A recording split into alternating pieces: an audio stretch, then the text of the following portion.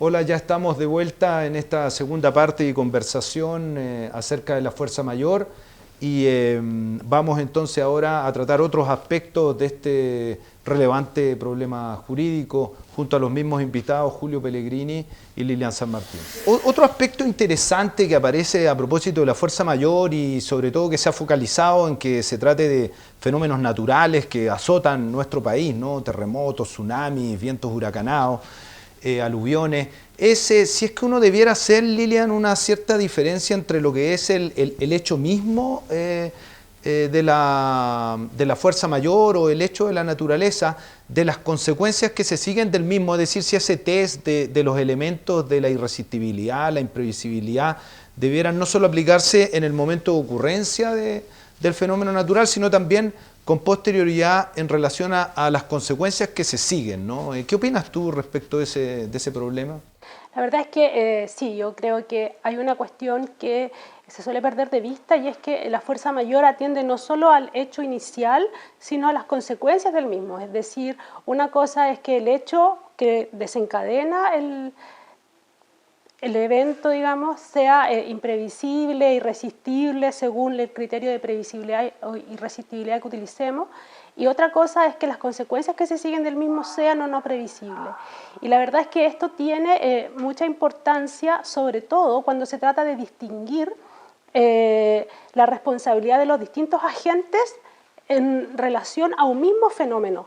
Por ejemplo, un terremoto grado 8 puede perfectamente constituir un caso fortuito para una cierta persona, por ejemplo, un distribuidor de bebidas, un repartidor de bebidas.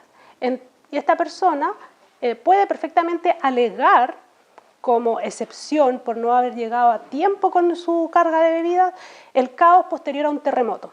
¿Por qué? Porque él no tiene la posibilidad ni tampoco le podemos exigir que resista ese caos.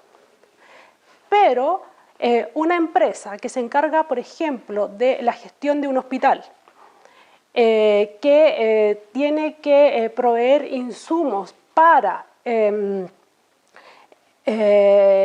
enfrentar catástrofes, precisamente porque están diseñadas para ese tipo de cosas, ella sí tiene el deber, se entiende, de remontar ese caos, quizás contratando un helicóptero, es decir, obviamente hay allí unos límites, esto no es totalmente, no es blanco y negro, pero a una empresa de esa naturaleza uno no le acepta de buenas a primeras la excusa había un caos, porque ella sí tiene el deber de remontar el caos, de evitarlo. Y entonces, en este sentido, en términos jurídicos, nosotros decimos que para que se configure la fuerza mayor, tienen que ser imprevisibles e irresistibles, tanto el hecho que desencadena el evento como las consecuencias que se siguen del mismo.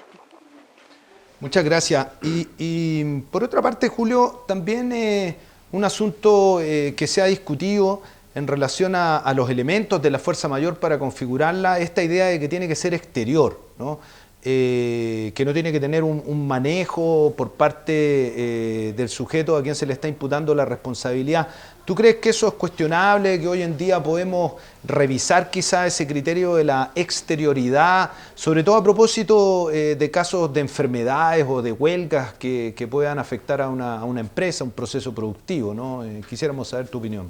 Sí, efectivamente hoy día yo creo que no cabe duda de cuáles son los requisitos que configuran, los elementos que configuran la fuerza mayor, y en ese sentido los requisitos que establece la ley son claros, un imprevisto que sea irresistible, y la doctrina, ¿no es cierto?, ha agregado un tercer elemento que ha sido validado ya por la jurisprudencia y que es el de que sea externo, es decir, que se trate de un evento que sea completamente ajeno al actor que ha provocado el daño o bien al deudor, ¿no?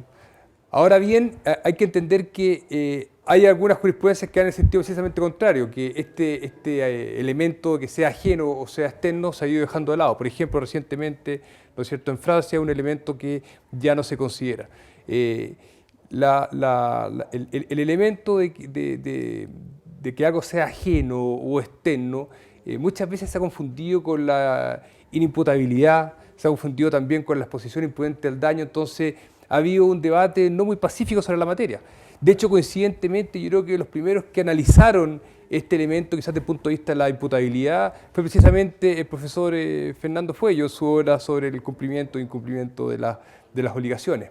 Ahora, si me preguntas en eventos particulares como la huelga o la enfermedad, que son yo creo que los que han sido más discutidos últimamente, claro, si se trata de una huelga de una empresa, yo creo que a esta altura nadie puede decir que se trata de una fuerza mayor. Es algo que no tiene ese elemento que sea ajeno, es algo que está dentro de la organización empresarial de una compañía y además ya se ha resuelto que es algo que no es imprevisto, es previsible. O sea, la huelga hoy en día es un derecho, tiene ciertos incluso mecanismos y ciertos hitos y ciertos plazos que permiten saber no solamente qué va a ocurrir, sino que cuándo va a ocurrir. Ahora, si no se trata de una huelga de la compañía o de una empresa particular, sino que hay, por ejemplo, un paro nacional o una marcha nacional y tus trabajadores adhieren a esa marcha nacional, ahí ya deja de ser un elemento interno de la compañía y podría transformarse en un elemento ajeno o externo. ¿Qué pasa ahora, por ejemplo, con una enfermedad? Una enfermedad depende, la enfermedad será un elemento ajeno o externo dependiendo si es que el sujeto de alguna manera u otra ha intervenido o ha colaborado a su ocurrencia. Vamos a poner un ejemplo, si alguien en la Antártida quiere hacer la humorada de bañarse en el mar y después de eso pasa una semana enfermo con bronquitis, obviamente no es lo mismo que una persona que involuntariamente y sin cooperar en lo absoluto se contagió con un virus. Entonces, en un caso un elemento que lo hace más ajeno y en otro caso no. Y por otro lado, Lilian, sin duda que la fuerza mayor está indisolublemente atada a la idea de catástrofe. Tú en el último tiempo has escrito bastante sobre ese tema y en tu opinión, ¿cómo se relaciona la catástrofe con la fuerza mayor en nuestro derecho, en nuestra realidad jurídica? A ver, la catástrofe se relaciona con la fuerza mayor desde dos puntos de vista. Por un lado está el origen de la catástrofe y por el otro lado está los daños que la catástrofe en sí misma genera o los incumplimientos que se producen a raíz de ella. En el primer sentido, nosotros solemos asociar la catástrofe a eventos fortuitos. Esto es particularmente evidente con las catástrofes que suelen azotar a nuestro país, como son las derivadas de fenómenos naturales, terremotos, erupciones, inundaciones, etc. Entonces, estas catástrofes que se conocen como catástrofes o desastres socionaturales, se las llama tales porque en realidad son la sumatoria de dos cosas. Una, un fenómeno natural que las desencadena y por otro lado la vulnerabilidad. La vulnerabilidad son las condiciones de la población que permiten que el fenómeno natural se transforme en catástrofe. Un ejemplo, una erupción volcánica en una isla desierta no genera catástrofe. Será un desastre natural, o sea, un desastre ecológico, pero no una catástrofe.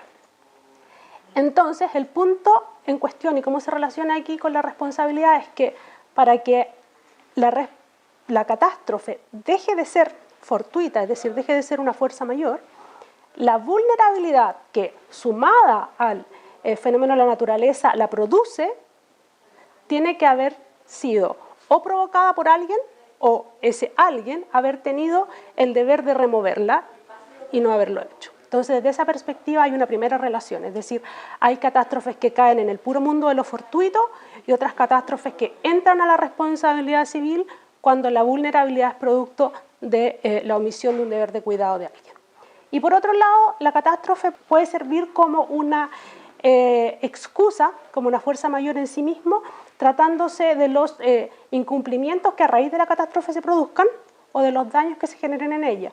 Y aquí vuelvo nuevamente al punto inicial, es decir, no todas las catástrofes constituyen fuerza mayor para las personas que están obligadas a cumplir determinados deberes. Y entonces habrá personas como, por ejemplo, los organismos del Estado llamados a actuar en caso de catástrofe, quienes no podrán oponer la catástrofe como fuerza mayor. En cambio, otras personas deudores de una deuda civil común y silvestre, ellos sí podrían eventualmente oponer la catástrofe siempre y cuando no quede en su ámbito de riesgo, digamos.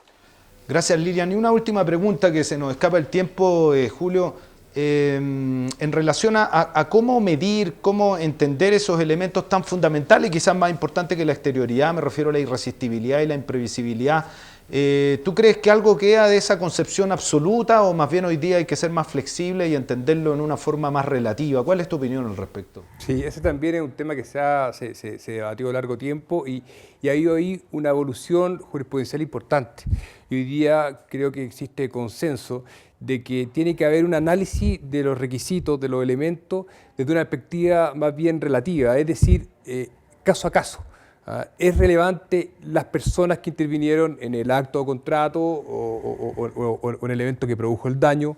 Es importante también, ¿no es cierto?, el contexto, las circunstancias que rodearon el hecho.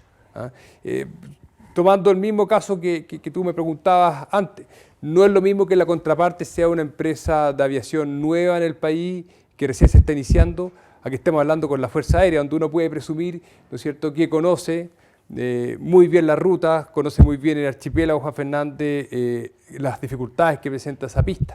Entonces, obviamente, hoy en día yo creo que existe consenso de que tiene que haber un análisis no absoluto, sino que tomando en consideración los elementos, las circunstancias de cada caso en particular.